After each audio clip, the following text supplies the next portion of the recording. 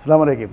ഓർമ്മയിലൊരു നിലാവിലേക്ക് എല്ലാ മാന്യ പ്രേക്ഷകർക്കും സ്വാഗതം. പരിശുദ്ധ റമദാനിൻ്റെ ഓരോ ദിനരാത്രങ്ങൾ കഴിഞ്ഞു പോവുകയാണ്. തീർച്ചയായിട്ടും സൂക്ഷ്മതയോടെ ജീവിക്കുവാൻ അല്ലാഹു സുബ്ഹാനഹു വ തആല എനിക്കും നിങ്ങൾക്കും അനുഗ്രഹം ചെയ്യുമാറാവട്ടെ. ഈ എപ്പിസോഡിൽ ഞാൻ പറയാൻ ആഗ്രഹിക്കുന്നത് ജീവിത വിജയം നേടിയത് ആര് എന്നുള്ളതാണ്. ഒരുപാട് പണം സമ്പാദിച്ചു കൂട്ടിയവരോ അല്ലെങ്കിൽ ഒരുപാട് ധാന്യങ്ങൾ ശേഖരിച്ചു വെച്ചവരോ ആഡംബര വീടുകൾ പണിതവരോ അല്ല യഥാർത്ഥത്തിൽ ജീവിത വിജയം നേടിയത്.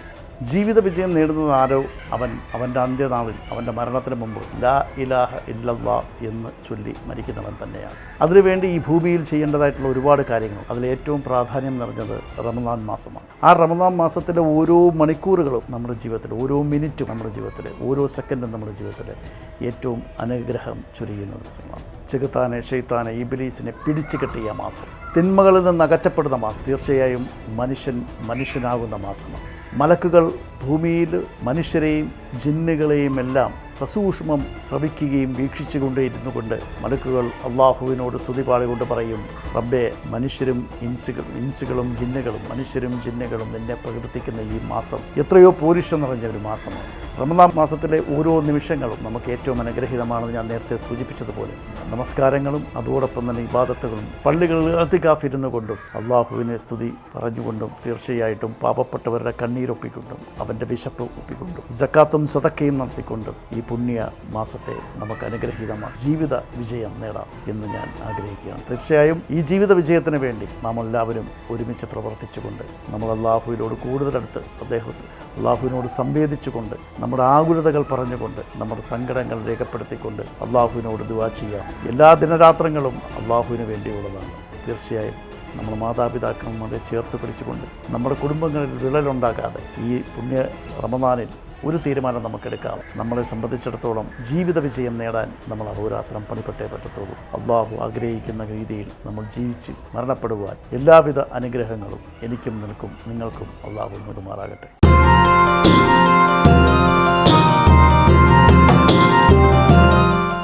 അസ്സലാമു അലൈക്കും.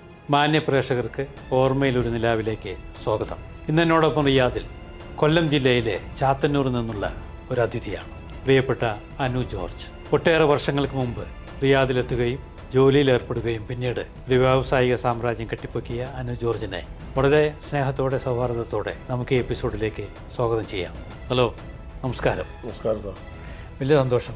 Anu George from Chathannoor. കൊല്ലത്ത് നിന്ന് ട്രിവാൻഡ്രം പോകുമ്പോൾ നമ്മൾ സ്ഥിരം കാണുന്ന വലിയൊരു ജംഗ്ഷനാണ് ചാത്തന്നൂർ. അവിടെ തന്നെയാണ് വീട്. അവിടുന്ന് ഒരു 4 കിലോമീറ്റർ ഉള്ളിലോട്ട് പോകും. ലെഫ്റ്റ് റൈറ്റാ? ലെഫ്റ്റ്. അടുതല. എങ്ങനെയാണ് ഇങ്ങോട്ടായിരുന്നു ആദ്യ യാത്ര? അതേ ഗൾഫ് വേറെ എല്ലാ സ്ഥലങ്ങളിലോട്ടാണോ? ഇല്ല, നാട്ടിൽ ഉള്ള സമയത്ത് ബോംബെയിലായിരുന്നു. അവിടുന്ന് പിന്നെ തിരിച്ച് നാട്ടിൽ വന്നു. പിന്നെ കുറച്ച് നാൾ നാട്ടിൽ നിന്നു. പിന്നെ അതിനുശേഷം അനിയൻ സൗദിയിലായിരുന്നു അന്ന്. അപ്പോൾ അനിയൻ്റെ കെയർ ഓഫിൽ ഞാൻ ഇവിടെ കടന്നു വന്നതാണ്. ആണല്ലേ? വിദ്യാഭ്യാസമൊക്കെ എങ്ങനെയായിരുന്നു? വിദ്യാഭ്യാസം SLC കഴിഞ്ഞ് പ്രീ ഡിഗ്രിക്ക് പഠിച്ചുകൊണ്ടിരിക്കുന്ന സമയത്ത് കംപ്ലീറ്റ് ചെയ്യാൻ പറ്റിയില്ല. ജോലിയോടുള്ള ബന്ധത്തിൽ അങ്ങ് ബോംബെക്ക് പോയി. പിന്നെ അവിടെ നിന്ന് തൊഴിൽ പഠിച്ചു. എന്താ പഠിച്ചേ? ഞാൻ ഫാബ്രിക്കേഷൻ ലൈനായിരുന്നു. സ്റ്റെയിൻലെസ് സ്റ്റീലിൻ്റെ, മൈൽഡ് സ്റ്റീൽ, അങ്ങനെ അതേ ബിസിനസ്സാണ് ഇവിടെ ചെയ്യുന്നത്. ഇപ്പോൾ അതേ ബിസിനസ്സാണ് ചെയ്യുന്നത്. നോമ്പൊക്കെ നോക്കാറുണ്ടോ? നോമ്പ് നമുക്കതൊരു നോമ്പിൻ്റേതായിട്ടുള്ള ഒരു അനുഭവം ജീവിതത്തിലുണ്ട്. കാര്യം നമ്മളിപ്പം ജോലി ചെയ്യുന്ന മുസ്ലിം സഹോദരങ്ങളോടാണ്. അപ്പോൾ അവർ നോമ്പ് അനുഷ്ഠിക്കുമ്പം നമ്മളും അവരോടൊപ്പം ഭക്ഷണം കഴിക്കാനോ അല്ലെങ്കിൽ വെള്ളം കുടിക്കാനോ ഒന്നും നിൽക്കാറില്ല.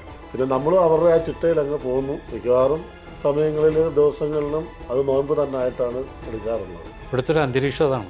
ഇവിടുത്തെ ഒരു അന്തരീക്ഷം അതാണ്. പ്രത്യേകിച്ച് ഈ നോയമ്പ് സമയത്ത് നല്ലൊരു അന്തരീക്ഷമാണ് സൗദിയിൽ. നാട്ടിൽ നിന്നപ്പോൾ ഇത്രയും ഈ നോയമ്പിനെ പറ്റിയൊന്നും പഠിക്കാനോ അല്ലെങ്കിൽ എന്താണ് ഈ വ്രതാനുഷ്ഠാനം നമുക്കറിയത്തില്ല. ഇപ്പം ക്രിസ്ത്യാനികളെ സംബന്ധിച്ച് നോക്കുമ്പം ഇഷ്ടമുള്ളവർക്ക് നോയമ്പെടുത്താൽ അത് ഭക്ഷണം കഴിക്കാം, ഇറച്ചി മാംസം ഉപയോഗിക്കുന്നു എന്നുള്ളതേ ഉള്ളൂ. ഇവിടെ പച്ചക്കറി കഴിക്കാം. ഇവിടെ വന്നപ്പോഴാണ് നോയമ്പിൻ്റെ ഈ ഒരു വലിയ പ്രാധാന്യം, അല്ലെങ്കിൽ നോയമ്പ് എങ്ങനെയാണ് നിർബന്ധമായിട്ടുള്ള നോയമ്പ്. ഇസ്ലാം മതത്തിലെ നോമ്പ് എന്ന് പറയുന്നത് നമ്മൾ പട്ടിണി കിടന്നാൽ മാത്രം പോരാ, കണ്ണും കാതും പിന്നെ ചെവി എല്ലാം ഭാഗവും നമ്മുടെ നോട്ടം പോലും സംസാരമൊക്കെ ശ്രദ്ധിക്കണമെന്നുള്ളതാണ്. അപ്പോൾ ഒരു മുസൽമാൻ നോമ്പെടുക്കുമ്പോൾ അദ്ദേഹത്തിൻ്റെ സ്വഭാവത്തിലും മറ്റുള്ള കാര്യങ്ങളിലൊക്കെ കഴിഞ്ഞ മാസങ്ങളിൽ നിന്ന് വ്യത്യാസം വരും. തീർച്ചയായിട്ടും. അപ്പോൾ ബോംബെയിൽ പോയി ഈ പണിയൊക്കെ പഠിച്ചു? ബോംബെയിൽ പോയി പണി പഠിച്ചു 95 മുതൽ 97 വരെ ബോംബെയിലായിരുന്നു. അത് കഴിഞ്ഞിട്ട് പിന്നെ അത് കഴിഞ്ഞ് നാട്ടിൽ വന്ന് 4-5 വർഷം ഡ്രൈവറായിട്ട് ജോലി ചെയ്തു. അതിനുശേഷം 2002 ജനുവരി 3-ാം തീയതി സൗദി വന്നു. 22 വർഷമായി. 22 വർഷം കഴിഞ്ഞു. സൗദി റിയാദിൽ തന്നെയാണ് ഇറങ്ങിയത്? റിയാദിൽ തന്നെ വന്നു. അനിയനോടായിരുന്നു. അനിയൻ്റെ പേര്? ബിനു ജോർജ്. ഇവിടെ അനിയൻ ഇപ്പോഴും ഉണ്ട് ഇവിടെ? അനിയനുണ്ട്, ലീവിന് നാട്ടിൽ പോയി. ഫാമിലി എല്ലാം കൊണ്ടുവരാൻ. വൈഫ് കൂടെ ഉണ്ട് പുള്ളിക്കാരി. എത്ര പേരാണ് നിങ്ങൾ സഹോദരന്മാർ? ഞാൻ, അനിയനെ, സഹോദരി. സഹോദരിയുടെ പേര്? പ്രിൻസി ജോയി. അല്ല, എല്ലാം സിമ്പിൾ പേരാണ്, അതേ ചോദിച്ചത്. അനു, ബിനു, പ്രിൻസി. ഫാദർ എന്താ ചെയ്യുക? പപ്പയ്ക്ക് കച്ചവടമായിരുന്നു, ചായ കച്ചവടം, ഹോട്ടൽ. ഇപ്പോഴും ഉണ്ടോ അവിടെ? ഇല്ല, പപ്പ മരിച്ചിട്ട് 6 വർഷമാകുമ്പോൾ. അവിടെ ചാത്തന്നൂര്? ആ, ചാത്തന്നൂര്. അങ്ങനെ റിയാദിൽ വന്നിറങ്ങി. ആദ്യം വന്നിറങ്ങുമ്പോൾ സ്വാഭാവികമായിട്ടും ജോലിയായിരിക്കും, ജോലി തേടും. അതാണ് ആദ്യം വന്നപ്പം ഈ ഒരു സിറ്റുവേഷൻ അല്ല സൗദിയിൽ. അന്ന് വളരെ കഷ്ടപ്പാടാണ്. അന്ന് ചെറിയ ശമ്പളത്തിന് ജോലി ചെയ്യും, നാട്ടിലയക്കാനും ഒന്നും കാണത്തില്ല. റൂം വാടക, വർഷം ഇക്കാമ അടിക്കണം, സ്പോൺസർക്ക് നമ്മൾ പൈസ കൊടുക്കണം. അപ്പം അങ്ങനെ ഒരു മിച്ചമൊന്നുമില്ല. 3 വർഷം വളരെ ബുദ്ധിമുട്ടിയായിരുന്നു കടന്നുപോയത്. 3 വർഷം വിവാഹം കഴിഞ്ഞ് 40 ദിവസം കഴിഞ്ഞിട്ട് സൗദിയിൽ വന്നതാണ്. വിവാഹം കഴിഞ്ഞിട്ടാണ് വന്നത്? ആ, അപ്പം മോള് ജനിച്ചിട്ട് മോളെ ഒന്ന് കാണാൻ പോകണമെന്ന് ആഗ്രഹമുണ്ട്. പക്ഷെ സാഹചര്യം ഒരിക്കലും പറ്റുന്നില്ല. അങ്ങനെ 3 വർഷം കഴിഞ്ഞാണ് ഞാൻ നാട്ടിൽ പോകുന്നത്. 3 വർഷം കഴിഞ്ഞ മോളെ കാണണേ? ആ, വലിയ കഷ്ടപ്പാടായിരുന്നു. ബലിതേ വെള്ളം നമ്മൾ എടുത്തിട്ട് അടപ്പ വെച്ച് ചൂടാക്കി അത് കുടിച്ച അവസരമുണ്ട്. കുബൂസ് മേടിച്ചുകൊണ്ട് വന്നിട്ട് കറിയില്ല, ചായക്കകത്ത് കടിച്ചായക്കകത്ത് പഞ്ചസാര കൂടുതലിട്ടിട്ട് ആ കുബൂസ് ചായക്കകത്ത് മുക്കിക്കഴിക്കും. അങ്ങനെ പിന്നെ ഇതിൽ നിന്നൊരു മാറ്റം വന്നത് എങ്ങനെ? 2010 കാലയളവിൽ ഞാനൊരു അഡ്വർടൈസിങ് കമ്പനി ജോലി ചെയ്തുകൊണ്ടിരുന്നത്. അവിടുന്ന് എനിക്ക് ഒരു താല്പര്യം തോന്നി, സ്വന്തമായിട്ട് എന്തെങ്കിലും ഒരു ബിസിനസ് തുടങ്ങണം. അങ്ങനെ അനിയനുമായിട്ട് ആലോചിച്ചു. അങ്ങനെ ഒരു സ്റ്റെയിൻലെസ് സ്റ്റീലിൻ്റെ പണി ഞങ്ങൾ ആരംഭിച്ചു. അറിയാവുന്ന പണി. ഒരു ലെയ്ത്ത് മെഷീൻ എടുത്തു, സ്റ്റെയിൻലെസ് സ്റ്റീലിൻ്റെ വർക്ക് തുടങ്ങി. വളരെ ബുദ്ധിമുട്ടിയൊക്കെ ആയിരുന്നു അന്ന് വർക്ക് ലഭിക്കാനും. പക്ഷേ ദൈവത്തിൻ്റെ കൃപയാൽ അന്നും സൗദി അറേബ്യ നമ്മളെ കൈവിട്ടില്ല. അന്ന് ഞാൻ കമ്പനിയിൽ ജോലി ചെയ്യുന്നുണ്ട്. അവിടുന്ന് എൻ്റെ ഡ്യൂട്ടി കഴിഞ്ഞിട്ട് ഞാൻ സനേ വന്ന് ഞങ്ങളുടെ കമ്പനി ജോലിയോടൊപ്പം തന്നെ രാത്രി ഉറങ്ങാത്ത ദിവസങ്ങളുണ്ട്. പക്ഷെ അവിടുന്നൊക്കെ പടച്ചവൻ്റെ കൃപയാൽ ഇന്നിപ്പോൾ നല്ല ഒരു നല്ല നിലയിലെത്തുവാൻ ദൈവം സഹായിച്ചു. ഇപ്പോൾ എത്ര യൂണിറ്റ് ഉണ്ട് ഇതിൻ്റെ? സാർ, യൂണിറ്റ് ഒന്നേ ഉള്ളൂ. ഇത് ഇവിടെ തന്നെയാണോ ഇതിൻ്റെ സെയിൽസൊക്കെ? എല്ലാ സെയിലും ഇവിടെ. ഞങ്ങൾ കസ്റ്റമേഴ്സാണ്. ലുലുവിൻ്റെ വർക്ക് ചെയ്യാറുണ്ട്. പിന്നെ നെക്സ്റ്റ് ഉണ്ട്. ഇവിടെയുള്ള ഒട്ടുമിക്ക സൂപ്പർ മാർക്കറ്റുകളുടെ വർക്ക് ഞാനാണ് ചെയ്തുകൊണ്ടിരുന്നത്. പിന്നെ മദീന ഹൈപ്പർ, മദീനക്ക് വലിയ സിറ്റി ഫ്ലവർ, അവരെല്ലാം വർക്ക് ഞാനാണ് ചെയ്തുകൊണ്ടിരുന്നത്. ഇപ്പോൾ എത്ര സ്റ്റാഫ് ഉണ്ട്? 15. നമ്മുടെ ആൾക്കാരാണോ പുറത്തുനിന്നുള്ളവരാണോ? പുറത്തുനിന്നുള്ള ആരെയും ഇല്ല. ഇക്കാമക്കാരാണ് നമ്മുടെ കമ്പനിയുടെ സ്റ്റാഫുകൾ തന്നെ. പുറത്തുനിന്നുള്ള ആരെയും എടുക്കത്തില്ല. അപ്പോൾ ഏത് രാജ്യക്കാർ? അവർ എല്ലാ ഇന്ത്യക്കാർ. ഒരു ബംഗ്ലാദേശിയുണ്ട്, ബാക്കിയെല്ലാം ഇന്ത്യക്കാരും മലയാളികളുണ്ട്, ഹിന്ദിക്കാരുണ്ട്. വേറെ എന്തൊക്കെയാണ് എക്സ്ട്രാ ആക്ടിവിറ്റീസ് ഉള്ള ഈ ബിസിനസ് അല്ലാതെ? ഇവിടെ തന്നെ ഒരുപാട് അസോസിയേഷൻ കാര്യങ്ങളൊക്കെ ഉണ്ട്, അതിലൊക്കെ എന്തെങ്കിലും ഇൻവോൾവ് ആണോ? സംഘടനകളുണ്ട്. മുമ്പൊക്കെ പോവായിരുന്നു, ഇപ്പോൾ പിന്നെ അങ്ങനൊന്നും പോകാറില്ല. ഇല്ല. തന്നെയല്ല, സമയം കിട്ടത്തില്ല, വരുമ്പോൾ ലേറ്റായി വരുന്നത്. പിന്നെ വെള്ളിയാഴ്ച ഒരു ദിവസം അവധി കിട്ടും, ചിലപ്പം വന്നു, അല്ലെങ്കിൽ ഇവിടുത്തെ ഈ നോമ്പ് കാലത്തുള്ള ഇഫ്താർ വിരുന്നുകൾ നമ്മുടെ നാട്ടിലെ പോലെയല്ല? ഒരുപാടുണ്ട്. അതിനൊക്കെ പങ്കെടുക്കാറുണ്ട്? തീർച്ചയായിട്ടും. അതിനെക്കുറിച്ചൊക്കെ ഒന്ന് പറയാമോ? ഇഫ്താർ വിരുന്നുകൾ, ഒരുപാട് വെറൈറ്റി ഫുഡും ഒന്നിച്ചിരുന്നുള്ള ഭക്ഷണം കഴിക്കലും. ഇഫ്താർ എന്ന് പറയുമ്പോൾ എൻ്റെ ജീവിതത്തിൽ ഞാൻ ആദ്യമായിട്ട് ഇഫ്താർ കൂടുന്നത് തന്നെ ഇവിടെ വന്ന, നാട്ടിലല്ല. നാട്ടിൽ മുസ്ലിം സുഹൃത്തുക്കളുണ്ട്, പക്ഷെ അവരുമായിട്ടൊന്നും ഇഫ്താറിനൊന്നും പോയിട്ടില്ല. പക്ഷെ ഇവിടെ വന്നപ്പം കമ്പനിക്കാർ വിളിക്കാറുണ്ട്, പല ജോലി ചെയ്യുന്ന കമ്പനിക്കാർ, സുഹൃത്തുക്കളെ. അപ്പോൾ അവരുടെ കൂടെ ഇഫ്താറിന് പോയിട്ട് കാര്യം നല്ല ഭക്ഷണം, പിന്നെ എല്ലാവർക്കും ഒരു മനസ്സാണ്. അതായത് ഇപ്പോൾ നോമ്പ് തുറക്കുന്ന സമയത്ത് തന്നെ എല്ലാവരും കൂടെ കൂടിയിരുന്ന് നല്ലൊരു വിരുന്ന്. നമ്മൾ സ്ഥിരം കഴിക്കാത്ത ചില പലഹാരങ്ങൾ, നല്ല നല്ല പലഹാരങ്ങൾ, പ്രത്യേകിച്ച് ഈ കോഴിക്കോട് സ്റ്റൈല് പലഹാരങ്ങൾ ഒരുപാട് രുചി കൂടില്ല.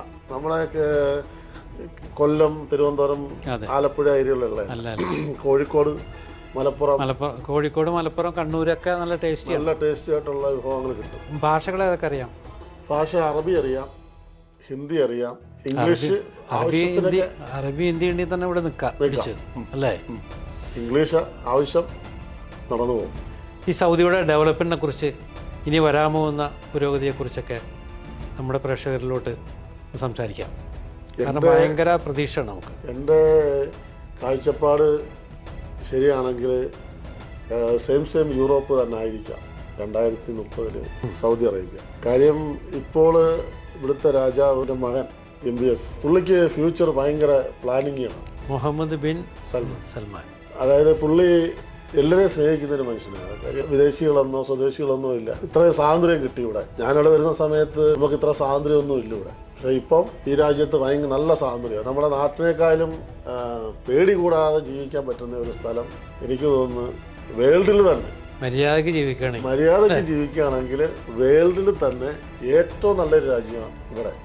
ഒരു ഇപ്പം പിടിച്ചു പറിയോ അല്ലെങ്കിൽ നമ്മുടെ നാട്ടിൽ കണക്ക് വെള്ളം അടിച്ചിട്ട് നമ്മുടെ മേളിൽ കയറാൻ വരുന്നതോ അങ്ങനെ ഒരു സംഭവം ഇവിടെ ഇല്ല. സാരം ഒരു വാക്കുതർക്കം ഉണ്ടായാലും അപ്പം തന്നെ അത് പറഞ്ഞ് സോൾവായി. മാലീഷ് പറഞ്ഞാൽ തീർന്നു പരിപാടി. കത്തി എടുത്തുകൊണ്ട് വരുന്ന ആളും നമ്മൾ മാലീഷ് പറഞ്ഞാൽ പരിപാടി അവിടെ സ്റ്റോപ്പായി. കെട്ടിപ്പിടിച്ച് ഉമ്മയും തന്നിട്ട് അവർ പോകും. വണ്ടി ഓടിച്ചു പോകുമ്പോൾ തന്നെ ഒരു കൈ കാണിച്ച് എന്ത് പ്രശ്നം ഓവർടേക്ക് ചെയ്തത് ചിലപ്പോൾ പുറകെ വരുന്ന ആൾക്ക് ഇഷ്ടപ്പെടത്തില്ല. ചിലപ്പോൾ അവൻ ഹോൺ അടിക്കും. അപ്പം നമ്മൾ കൈയൊന്ന് നോക്കി കാണിച്ചാൽ അയാൾ നോർമലായി. നല്ല രാജ്യമാണ്. എൻ്റെ ജീവിതത്തിൽ ഞാൻ 23 വർഷം ഇവിടെ ജീവിച്ചു. എൻ്റെ ഒരു ജീവിതത്തിൻ്റെ നല്ലൊരു ശതമാനം ഞാൻ ഈ രാജ്യത്ത് വന്നിട്ടാന്ന് ഒരു നല്ല ഭക്ഷണം കഴിക്കാനും നല്ല AC-ക്കകത്ത് നമുക്ക് കിടന്ന് മതിതീരോളം കിടക്കാൻ പറ്റുന്നത് ഈ രാജ്യത്താണ്. നല്ല വണ്ടിയിൽ എത്ര ദൂരം എനിക്ക് തോന്നുന്നു ഏറ്റവും കൂടുതൽ ഞാൻ ഇവിടെ നിന്ന് അൽഖുറിയാത്ത് എന്ന് പറയുന്ന സ്ഥലം വരെ വണ്ടി ഓടിച്ചിട്ടുണ്ട്. ഏകദേശം 1700 കിലോമീറ്ററോളം വരും. അഡ്വർടൈസിങ് കമ്പനി നിൽക്കുമ്പോൾ അവിടെ വരെ ഞാൻ ജോലിക്ക് പോയിട്ടുണ്ട്. 1700 കിലോമീറ്ററോളം വരും എനിക്ക് തോന്നുന്നു. സൗദി വിട്ടുള്ള യാത്രകളൊക്കെ പോകാറുണ്ടോ? സൗദി വിട്ട് പോകാറുണ്ട്. കുടുംബമായിട്ടൊക്കെ കുടുംബമായിട്ട് അങ്ങനെ സൗദി വിട്ട് പോയിട്ടില്ല. ഞാനിങ്ങനെ ഓരോ ബിസിനസ് ആവശ്യത്തിനായിട്ട് ദുബായിലൊരു ബിസിനസ് ഉണ്ടായിരുന്നു, അത് പൂട്ടിപ്പോയി. പിന്നെ ഒമാൻ, ബഹ്റിൻ, അങ്ങനെ എല്ലാ രാജ്യങ്ങളും, ചൈന, അങ്ങനെയൊക്കെ പോകാറുണ്ട്. ഇവിടെ ഇങ്ങനെ നിൽക്കണം ഇവിടം വരെ എത്തണമെന്നുണ്ടെങ്കിൽ എന്തൊക്കെ ഒരു തീരുമാനങ്ങൾ എടുക്കണം, എന്തെല്ലാം നമ്മൾ ഒഴിവാക്കണം, എന്തെല്ലാം നമ്മൾ നേടിയെടുക്കണം എന്നുള്ളത് ഒരു വിശദീകരണം കൊടുക്കാൻ പറ്റുമോ ചെറുപ്പക്കാർക്ക് വേണ്ടിയിട്ട്? നമ്മുടെ നാട്ടിൽ നിന്ന് ഇങ്ങോട്ട് വരാൻ ആഗ്രഹിക്കുന്നവർക്ക് കഷ്ടപ്പെടാനുള്ള ഒരു മനസ്സാണ്. നമ്മുടെ നാടിനെ നമ്മൾ വിട്ടു വരുമ്പോൾ അതവിടെ മറന്നിട്ട് വരിക. ഇവിടെ വന്ന് പിന്നെ നമ്മുടെ നാട്ടിൽ ഞാൻ അങ്ങനെ ആയിരുന്നു. പിന്നെ കമ്പനികളുടെ റൂൾ അനുസരിച്ച് ജീവിക്കുക. ഇവിടെ നമ്മുടെ സ്വന്തം ഇഷ്ടത്തിന് ജീവിക്കാൻ പറ്റത്തില്ല. ഡ്യൂട്ടി സമയത്ത് കമ്പനി എന്ത് പറയുന്നോ അത് നമ്മൾ ചെയ്തേ പറ്റും. അത് രാജ്യം ഭരണം ചെയ്യേണ്ട ഒരു നിർബന്ധം കൂടി ഉണ്ടല്ലോ. പിന്നെ ഈ രാജ്യത്തെ നിയമം അത് നമ്മൾ പാലിക്കണം. രാജ്യത്ത് തെറ്റുന്നവർ എഴുതി കാണിച്ച ഒരുപാട് കാര്യങ്ങളുണ്ട്, അത് നമ്മൾ ഒഴിവാക്കണം. പിന്നെ നല്ല ലൈഫാണ്. അത്യാവശ്യം നല്ല സാലറിയൊക്കെ ഉണ്ടെങ്കിൽ നമുക്ക് സന്തോഷമായിട്ട് ഇവിടെ ജീവിച്ചു പോകാം. പിന്നെ സൗദി അറേബ്യ ഫ്യൂച്ചർ 2030 ആകുമ്പോഴത്തേക്ക് ഇവിടെ ഭയങ്കര ഡെവലപ്പാവും. പിന്നെ നല്ല വിദ്യാഭ്യാസം ഉള്ളവർക്ക് നല്ല ജോലി കിട്ടും, ഉയരങ്ങളിലേക്ക് പോകാൻ പറ്റും. അപ്പോൾ ഞാൻ ചോദിക്കുന്നത്, ഇപ്പോൾ ഈ താങ്കളുടെ ബിസിനസ് വെച്ചിട്ട് ഈ സൗദിയുടെ കുതിപ്പിൽ ഒരുപാട് ബിസിനസ് വരാൻ സാധ്യതയുണ്ട് ഈ വർക്കിൽ, അല്ലേ? അതിന്റെ മാറ്റങ്ങൾ കാണുന്നുണ്ടോ? ബിസിനസ്സിൽ ഡെവലപ്മെന്റ് ഉണ്ട്, അല്ലേ? കാരണം കൺസ്ട്രക്ഷൻ നടക്കൂല, ഒരുപാട് കൺസ്ട്രക്ഷൻ ഉണ്ട്. തന്നെയല്ല ഇവിടെ ഇപ്പം പണ്ട് കിച്ചണിലൊക്കെ നമുക്ക് അലൂമിനിയം ഒക്കെ യൂസ് ചെയ്യായിരുന്നു. ഇരുമ്പ്, മൈൽഡ് സ്റ്റീല്, അലൂമിനിയം ഒക്കെ യൂസ് ചെയ്യാറ്. ഇപ്പം ഗവൺമെന്റിന്റെ റൂൾ അനുസരിച്ച് അവർ അതെല്ലാം ഒഴിവാക്കിക്കൊണ്ടിരിക്കുക. അപ്പൊ എന്താണ് ഇപ്പൊ പുതിയെല്ലാം വരുന്നത് സ്റ്റെയിൻലെസ് സ്റ്റീലാണ്. അപ്പൊ കുറച്ചുകൂടി കിച്ചണിന്റെ ഭാഗ്യം കൂടിക്കൊണ്ടിരിക്കുകയാണ്. പിതാവിന്റെ പേരെന്താ? പിതാവിന്റെ പേര് ജോർജ് എബ്രഹാം. അമ്മ ഹൗസ് വൈഫാ. പപ്പയുള്ളപ്പം പപ്പയോടൊക്കെ കച്ചവടത്തിനൊക്കെ പോകും. അമ്മയുടെ പേര് സൂസമ്മ. പിന്നെ കുടുംബം? വൈഫ് സിനി അനു, മോള് ഫേവ. വൈഫ് വർക്ക് ചെയ്യണ്ടോ ഇവിടെ? ഇല്ല, അതിന്റെ ആവശ്യമില്ല. കൂടെ നാട്ടില് കൊച്ചുങ്ങളെ നോക്കി വീട്ടിൽ ഇരിക്കുന്നു. ഇവിടെ ഇല്ല. വെക്കേഷന് വരും. മക്കള് 2 പേര്. മൂത്താള് ഫേബാന്, BSc നഴ്സിംഗ് 4ാം വർഷം. മോന് എയ്ഡൻ ജോർജ്, അവന് 8ാം ക്ലാസ്സിൽ പഠിക്കുന്നു. ഇനി 9ലുണ്ട്. 2 പേരല്ലേ? 2 പേര്. പിന്നെ സഹോദരന് 2 മക്കള്, വൈഫ് കൂടെ ഉണ്ട്. സഹോദരി നാട്ടിലാണ്? സഹോദരി നാട്ടില. സഹോദരിയുടെ ഒരു മകൻ ഇപ്പൊ ഞങ്ങളോട് ഉണ്ട്. മകള് BSc നഴ്സിംഗ് പഠിക്കുന്നു. സഹോദരിയുടെ മകന്റെ പേരെന്താ? ജോയൽ. കൂടെ നിൽക്കണം, കമ്പനിയിൽ. അവനെ ഈ ഡ്രോയിങ് എല്ലാം വരയ്ക്കുന്നു, ഡിസൈനിങ് എല്ലാം. എന്തായാലും അനുവിനെ കണ്ടതിൽ വലിയ സന്തോഷം. ഞാൻ ഒരുപാട് പേരുമായിട്ട് റിയാദിൽ പരിചയപ്പെട്ടു. താങ്കളുടെ ജീവിതം പറഞ്ഞത് ഒരു പാഠപുസ്തകം പോലെ വരും തലമുറയ്ക്ക്. എന്തായാലും വളരെ തിരക്കുള്ള റിയാദിലെ ഒരു ബിസിനസ്മാനാണ് മലയാളിയായ താങ്കൾ. ഇനിയും ഈ സൗദിയുടെ കുതിപ്പിൽ ഒരുപാട് ഉയരങ്ങളിലിട്ട് പോട്ടെ. ദൈവാനുഗ്രഹം ഉണ്ടാകട്ടെ. Thank you so much.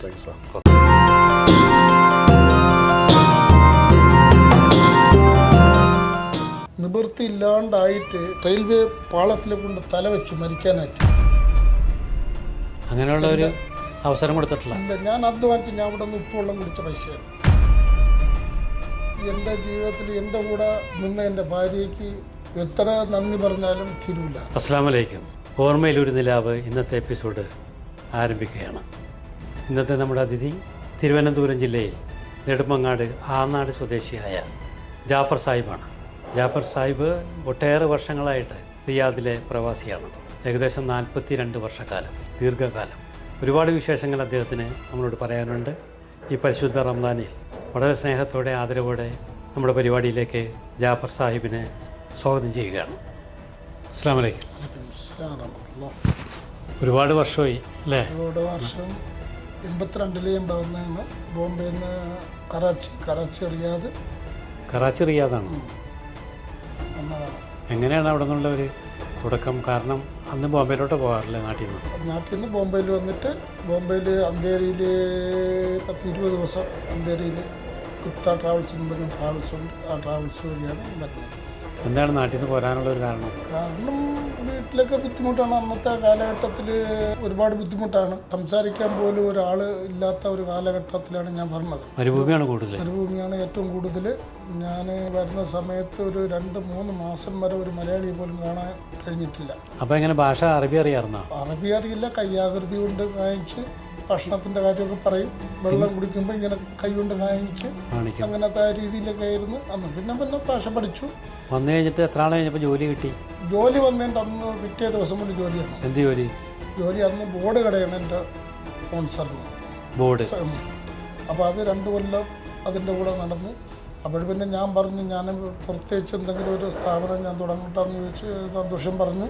അപ്പോൾ ആ സമയത്ത് പിന്നെ ഞാൻ ഈ ഫീൽഡുമായിട്ട് ഇരുമ്പുമായിട്ട് ഈ വർക്ക്ഷോപ്പ് മേഖലയായിട്ട് കൃഷി മേഖലയിലേക്ക് തിരിഞ്ഞ് പിന്നെ 4-5 ജോലിക്കാരൊക്കെ വെച്ച് അന്ന് മുതൽ ഇന്ന് വരെ ഇത് തന്നെയാണ്. എങ്ങനെയാണ് ഓർമ്മകൾ? ആദ്യത്തെ നോമ്പൊക്കെ ഓർക്കണ്ട? നോമ്പൊക്കെ ഓർക്കുന്നു പറഞ്ഞാൽ ഞാൻ ഇവിടെ നിന്ന് ലീവിന് പോകുമ്പോൾ ഞങ്ങളെ പള്ളിയിൽ ആദ്യമായിട്ട് എൻ്റെ ഓർമ്മ ശരിയാണെങ്കിൽ ഞാനാണ് വെള്ളവും കലക്കി ഈത്തപ്പഴം ഇവിടെ നിന്ന് കൊണ്ടുപോകണം, ഈത്തപ്പഴം കൊണ്ട് നോമ്പ് ഓർക്കാൻ കൊണ്ടുപോകുന്നത്.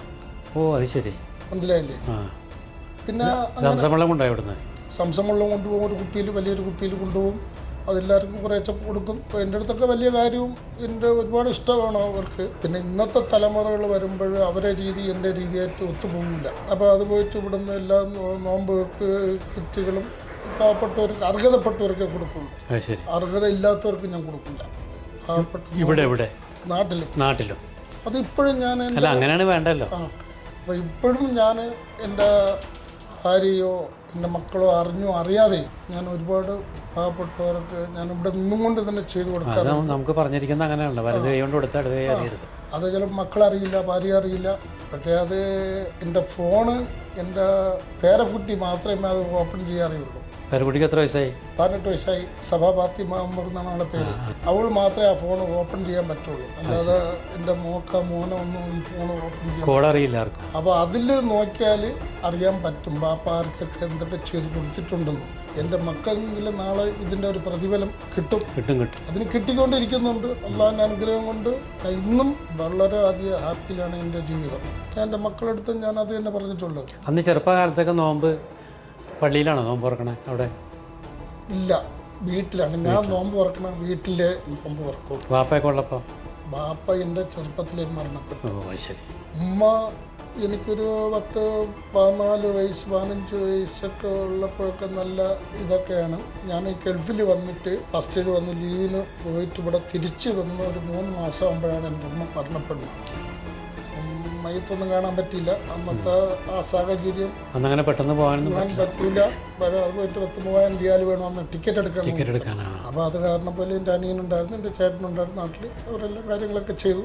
അൽഹംദുലില്ലാഹ് ഇവിടെ വന്നതിൽ ഒരുപാട് സന്തോഷം. ഈ മണ്ണിൽ ചവിട്ടാനും ഈ മണ്ണിൽ നിന്ന് കിട്ടിയ പ്രതിഫലവും ഇന്ന് എൻ്റെ സമ്പത്ത് എന്തൊക്കെ ഉണ്ടെങ്കിലും അത് ഈ മണ്ണിൽ നിന്ന് ഞാൻ ഉണ്ടാക്കിയതാണ്. പരിശുദ്ധമായ മണ്ണല്ലേ? അതിൽ നിന്നാണ് ഞാൻ ഉണ്ടാക്കി. ഞാൻ ഇന്നും വിശ്വസിക്കുന്നു. മരിക്കുന്നത് വരയ്ക്കും നമുക്ക് മറക്കാൻ പറ്റില്ല. അതിൽ ഏറ്റവും മുന്നിലെന്ന് പറഞ്ഞാൽ എൻ്റെ സ്പോൺസർ അബ്ദുള്ള സലാം എന്ന് പറയും. സ്പോൺസർ അദ്ദേഹത്തിന് ഒരു കാലവും നമുക്ക് മരിക്കുന്നത് വരയ്ക്കും നമുക്ക് എല്ലാവരും മരിച്ചാൽ പോലും പറക്കാം. മരിച്ചു കഴിഞ്ഞാൽ നമുക്ക് എങ്ങനെ ഓർക്കാൻ പറ്റില്ലല്ലോ. അപ്പോൾ അത്രയും ഭയങ്കരമായിട്ട് എനിക്ക് സ്നേഹവും. ആ മക്കൾ തന്നെ ഇന്ന് അദ്ദേഹത്തിനെ കാണുന്ന രീതിയിലാണ് എന്നെ കാണുന്നത്. എന്തൊക്കെയാണ് ഇവിടെ ചെയ്യുന്നത് ഇപ്പോൾ? ഞങ്ങൾ ഗ്ലാസ്, അലൂമിനിയം ഫാബ്രിക്കേഷൻ, സ്റ്റീല്, പിന്നെ സ്റ്റീലിൻ്റെ 2 MS-ൻ്റെയും ചെയ്യുന്നുണ്ട്, സ്റ്റീലിൻ്റെയും ചെയ്യുന്നുണ്ട്. ഗ്ലാസിൻ്റെ ഫുള്ള് വർക്ക്, ഫാബ്രിക്കേഷൻ വർക്ക്, എല്ലാ വർക്കും നമ്മൾ ചെയ്യും. ഇപ്പോൾ ഇതൊരു വലിയ യൂണിറ്റാണ്. ഇതുപോലെ വേറെ യൂണിറ്റ് ഉണ്ട്? 2 യൂണിറ്റും കൂടെ ഉണ്ട്. അപ്പോൾ എത്ര വർക്കേഴ്സ് വരും ഇവിടെ? ഇവിടെ ഇപ്പം ഞങ്ങൾക്ക് മൊത്തം എല്ലാം കൂടെ ഒരു 35 ആളുണ്ടാവും. അത് നമ്മുടെ ആൾക്കാരുണ്ടോ? മലയാളികൾ? മലയാളിയുണ്ട്, ഒരുപാട് മലയാളികളുണ്ട്. തിരുവനന്തപുരം ജില്ലക്കാർ മാത്രമേ ഉള്ളൂ? ഇല്ല, കൊല്ലത്തുള്ളതുണ്ട്, പിന്നെ മലപ്പുറം, കോഴിക്കോട്, എറണാകുളത്തുള്ള പാർട്ടിയുണ്ട്. എല്ലാവരും ഉണ്ട്? എല്ലാവരും ഉണ്ട്. UP-ക്കാരുണ്ട്. പിന്നെ നമ്മുടെ ഇവിടെ ഉള്ളവരെ കൂടി ഉൾപ്പെടുത്തണമെന്നില്ല? ഇവിടെ ഉണ്ടല്ലോ. നമ്മൾ 7 സ്പോൺസർ വെച്ചിട്ടുണ്ട്, 7 സൗദി വെച്ചിട്ടുണ്ട് നമ്മൾ. നിർബന്ധമായിട്ടും വേണം വെച്ചിട്ടുണ്ട്. അതെല്ലാം നിയമപരമായിട്ട് എല്ലാ കാര്യങ്ങളും ക്ലിയറായിട്ട് നമ്മൾ ചെയ്തിട്ടുണ്ട്. അതെ. ഇനിയിപ്പോൾ ഇതിന് കുറച്ചും കൂടിയും സാധ്യത കൂടുകയാണ്. കാരണം സൗദിയിൽ ഒരുപാട് പ്രോജക്റ്റുകൾ വരെയല്ലേ. ഇൻഷാ അല്ലാഹ് അതിനൊക്കെ നല്ല നിലയിൽ തന്നെ പോകുമെന്ന് എൻ്റെ പ്രതീക്ഷയും. അങ്ങനെ തന്നെ പോകും. അന്ന് വന്നിറങ്ങിയ സൗദി ഇപ്പോഴത്തെ സൗദി തമ്മിലുള്ള മാറ്റം, കാര്യങ്ങൾ പല വഴികളിലൂടെ പോകുമ്പോൾ അവിടെയൊക്കെ മരുഭൂമിയായിരുന്നു. അങ്ങനെ ഒരു അതിനെപ്പറ്റി മൊത്തത്തിൽ പറഞ്ഞാൽ ചിലപ്പോൾ 2 മാസം കൊണ്ട് എൻ്റെ ജീവിതചരിത്രം പറഞ്ഞാൽ തീരുവില്ല. ഒരുപാട് കഷ്ടപ്പെട്ടിട്ടുമുണ്ട്. ഇന്നൊക്കെ എന്ന് പറഞ്ഞാൽ ഞാൻ സ്വർഗ്ഗലോകത്ത് ജീവിക്കും പോലെയാണ് ഞാനും എൻ്റെ ഭാര്യയും മക്കളും എല്ലാം ഇന്ന് ജീവിക്കുന്നത്. അന്ന് ഒരുപാട് ക്ഷമിച്ചും സഹിച്ചും. ഒരുപാട്. നാട്ടിലാരോ ഉള്ള സഹോദരന്മാർ? എൻ്റെ മൂത്ത ചേട്ടനുണ്ട്, പിന്നെ എൻ്റെ അനിയനുണ്ട്, മരണപ്പെട്ടു പോയി.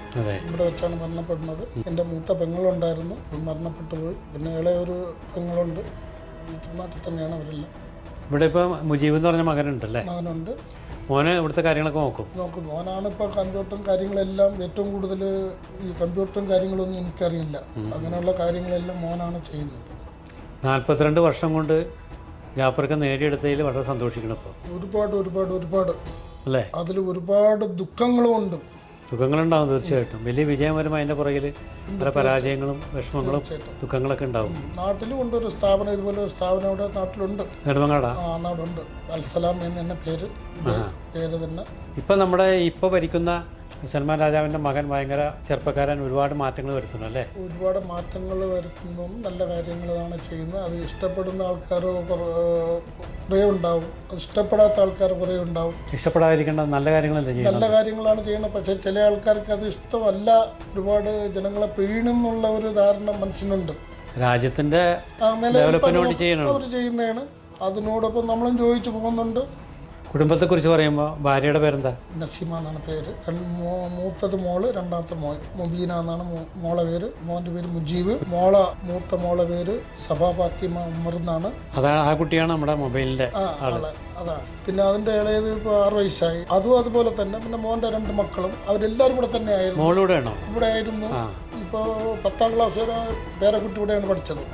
പ്രസവിച്ചതും വളർന്നതും പഠിച്ചതൊക്കെ ഇവിടെ തന്നെയാണ്. ഇപ്പോൾ ഈ കൊറോണ വന്നപ്പോൾ നാട്ടിലോട്ടാക്കി. നമ്മുടെ ഈ പരിപാടി കണ്ടുകൊണ്ടിരിക്കുന്ന ഒരുപാട് ചെറുപ്പക്കാരെ പിള്ളേരുണ്ട്. അവർക്ക് ഒരു നല്ലൊരു ഉപദേശം കൊടുക്കാൻ പറ്റും? കൊടുക്കാം, തീർച്ചയായിട്ടും. നമുക്ക് ഒരു കഷ്ടപ്പാടിൽ കൂടെ ഒരു ജീവിതം വരാമെന്നാണ് എൻ്റെ ആഗ്രഹം. കാരണം നമ്മൾ മുമ്പോട്ട് മാത്രം നോക്കി പോകരുത്, ബാക്കിലും കൂടെ ഒന്ന് നോക്കണം. നമ്മൾ വന്ന വഴി. ഇനി ഒരു ചെറിയൊരു പോയിന്റ് ഞാൻ പറഞ്ഞു തരാം. ഒരിക്കൽ ബോംബെയിൽ ഞാൻ പോയിട്ട് നിവൃത്തി ഇല്ലാണ്ടായിട്ട് റെയിൽവേ പാളത്തിൽ കൊണ്ട് തല വെച്ചു മരിക്കാനായിട്ട്. എന്നിട്ട് എൻ്റെ മനസ്സിലൊരു തോന്നൽ, ഞാൻ മരിച്ചുപോയി എൻ്റെ മക്കളെ ആര് നോക്കും, അവരുടെ തലയിൽ തട്ടൂലെന്ന് പറഞ്ഞുകൊണ്ട് എന്നെ ആരാ എടുത്ത് എറിയും പോലെ എടുത്തെറിഞ്ഞു. അപ്പം അന്ന് മുതൽ എൻ്റെ മനസ്സിൽ ഒരു എന്തോ ഒരു പിടുത്തം പോലെ ഇന്നും നിലനിൽക്കുന്നുണ്ട്. മുമ്പോട്ട് പോയിക്കൊണ്ടിരിക്കും ശക്തമായിട്ട്. അതിൽ ഇന്ന് ഒന്നിനും ഞാൻ പരാജയപ്പെടും. ഈ ഇത്രയും 5.5 കോടി രൂപ നാട്ടിൽ തന്നെ കുഴിച്ചു വെച്ചിട്ടും ഞാൻ ഇന്നും ജീവിക്കുകയാണ്. എൻ്റെ അടുത്ത് ആരും വന്ന് എൻ്റെ മക്കളെടുത്തോ ഭാര്യയുടെ അടുത്തോ ആരും പൈസ വച്ചിട്ട് പോകുന്നു, അത് എനിക്ക് കുറച്ച് ക്യാഷ് തരാനുണ്ട്, വാപ്പ തരാനുണ്ട്, അത് നമുക്ക് തരണം, അങ്ങനെ പറയാനോ ആരുമില്ല. അങ്ങനെയുള്ള ഒരു അവസരം കൊടുത്തിട്ടില്ല. ഇല്ല, ഞാൻ അധ്വാനിച്ച് ഞാൻ ഇവിടെ നിന്ന് ഉപ്പുവെള്ളം കുടിച്ച പൈസയാണ്. അന്ന് പള്ളിവെള്ളങ്ങൾ കുടിച്ചാണ് ഈ പൈസകൾ ഉണ്ടാക്കിയിട്ടുള്ളത്. ഇന്നാണ് ഈ സ്വീറ്റ് വാട്ടറൊക്കെ വന്നിട്ടുള്ള കാലമൊക്കെ ഇന്നാണ്. അന്നതൊന്നുമില്ല. എൻ്റെ ജീവിതത്തിൽ എൻ്റെ കൂടെ നിന്ന് എൻ്റെ ഭാര്യയ്ക്ക് എത്ര നന്ദി പറഞ്ഞാലും തീരുവില്ല. എൻ്റെ പെറ്റ ഉമ്മ കഴിഞ്ഞാൽ എൻ്റെ വൈഫാണ്. ഉമ്മയുടെ വാപ്പയുടെ പേരെന്താ? എൻ്റെ ഉമ്മയുടെ പേര് ഭീമ ബീവി എന്നാണ്. മുഹമ്മദ് ഖാസി എന്നാണ് എൻ്റെ വാപ്പയുടെ പേര്. എന്തായാലും വലിയ സന്തോഷം ഞങ്ങളുടെ ഈ ചാനലിന് വേണ്ടിയൊക്കെ ഇത്രയും സമയം. അത് സമയം ഒരുപാട് ലേറ്റായി, പിന്നെ വളരെ തിരക്കുള്ള ആളാണ്. ആ തിരക്കിനിടയിൽ വളരെ സന്തോഷത്തോടെ സ്വന്തം അനുഭവങ്ങൾ കേൾക്കുന്നവർക്ക് വലിയ പാഠപുസ്തകമാണ്. അപ്പോൾ ഇനിയും ഒരുപാട് ഉയർച്ചകളുണ്ടാകട്ടെ. എൻ്റെ സ്നേഹം തരുന്നു. എല്ലാവിധ ആശംസകളും. അസ്സലാമു അലൈക്കും.